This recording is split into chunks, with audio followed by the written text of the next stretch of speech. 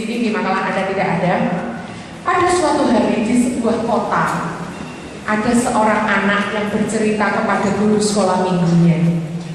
Dia bercerita gini, kak, kemarin aku ikut sebuah pelatihan kak. Pelatihan apa? Supaya aku bisa jenius kak. Berapa lama pelatihannya? Beberapa hari saja kak. Oh ya? Apa yang kamu alami? Oh di situ kak, aku senang sekali. Aku bermain-main, aku nonton film kartun yang lucu, aku nyanyi, aku bergembira, aku senang-senang otak kak. Tangan kanan gambar lingkaran, tangan kiri gambar segitiga, supaya otak kanan kiriku seimbang kak. Wah bagus sekali. Setelah itu apa yang terjadi nak? Oh gini kak, mataku ditutup kain, lalu lampunya dimatikan, lalu disetelkan musik. Dalam musik itu yang suaranya lembut sekali musiknya, aku diminta menarik nafas panjang, mengosongkan pikiranku, dan aku disuruh membayangkan peristiwa-peristiwa yang menyenangkan waktu aku kecil. Misalnya waktu aku ulang tahun dan sebagainya. Setelah itu aku disuruh membayangkan orang yang paling aku cintai. Setelah itu aku disuruh membayangkan orang yang paling aku benci. Ya. Setelah itu kak, apalagi yang kamu alami? Oh, aku bukan hanya itu. Aku disuruh membayangkan matahari. Dan ada seorang kakek tua, dia adalah matahari. Dan masukkan matahari itu ke dalam tanganku. Tanganku buka seperti ini. Matahari itu masukkan dalam tanganku, masukkan di siku-siku, di bahu, sampai terakhir harus dimasukkan di otakku, menerangi otakku. Nah, lalu apa lagi yang terjadi? Setelah itu kan tiba-tiba ada suara yang sangat keras sekali yang diputarkan. Dalam suara yang diputarkan itu ada suara kereta api, suara helikopter, suara angin yang sangat kencang, dicampur dalam satu rekaman kak. Oh gitu ya. Terus apa lagi yang terjadi? Telinga saya sakit sekali, saya nggak kuat karena itu suara musiknya itu begitu keras sekali.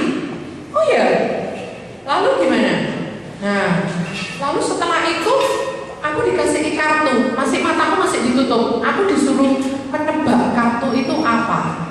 Tapi aku nggak bisa kak, jadi harus dicium-cium. Pakai indera penciuman, dicium-cium. Lalu harus diselentek-selentekkan di dekat telingaku. Aku harus mendengar dan harus diraba-raba.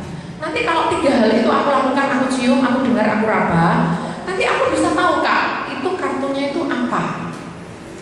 Kalau aku belum bisa, ya nggak apa-apa, nggak dimarahin. Sudah selesai semua dicoba, ada yang bisa, ada yang belum bisa kak. Nah waktu itu sudah gitu, sudah selesai. Diajak makan lagi, diajak seneng-seneng lagi, permainan lagi, nonton film lagi yang lucu-lucu. Kalau sudah, ditutup lagi mataku kak. Itu terus diulang-ulang dalam beberapa hari. Itu adalah cerita seorang anak sekolah minggu di sebuah kota. Nah saudara, ini adalah fenomena yang terjadi di sekitar kita. Dan cerita ini mengingatkan saya pada materi kita hari ini, yaitu slide yang pertama. Hal ini mengingatkan saya pada di televisi ya saudara. Sekarang banyak tayangan-tayangan yang berbau hipnotis. Banyak tayangan-tayangan yang berbau hipnotis. Mengeksploitasi anak-anak dalam kompetisi. Magician cilik, ya, anak-anak kecil dilombakan, ya, dilombakan jadi magician cilik, jadi pesulap. Tapi pesulapnya bukan sulap seperti di sekolah minggu, kecepatan tangan gitu, bukan. Sulapnya bukan yang sulap seperti itu, ya saudara. Ada anak seorang presenter di televisi masih kecil sekali, aneh sekali main sulap. Sampai di luar negeri, sulapnya bukan sulap biasa. Dia bisa menggerakkan benda tanpa memegang. Bola misalnya, dia gini tuh bolanya bisa naik, bisa turun tanpa memegang. Dengan kekuatan tenaga dalam, masih kecil sudah punya tenaga dalam yang hebat sekali. Ya, nah sekarang ini selain ada tayangan TV, ada metode menutup mata atau blindfold method yang didemonstrasikan secara terbuka di televisi juga ditayangkan. Ada seorang yang terkenal sekali ya, dia tuh tutup matanya, nyetir keliling sebuah kota besar, tidak nabrak sama sekali. Itu didemonstrasikan di televisi, penonton pun melihatnya. Lalu anak-anak sekarang banyak yang kagum pada dunia magic dengan larisnya sebuah buku yang berbau petualangan magic. Anda mungkin tahu buku apa itu? Gitu ya, buku apa, ada filmnya, terkenal sekali. Ya, itu.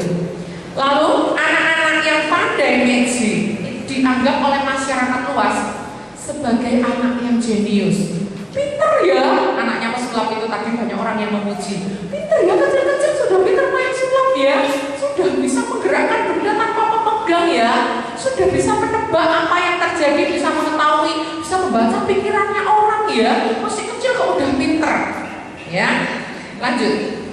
Para pendidik atau para rohaniawan, maraknya metode menutup mata yang mengedepankan otak tengah. Jadi yang namanya metode menutup mata itu tidak bisa dilepaskan kaitannya dengan otak tengah atau midbrain atau gelombang alfa. Jadi kalau Anda dengar menutup mata itu pasti berkaitan dengan otak tengah dan berkaitan dengan gelombang alfa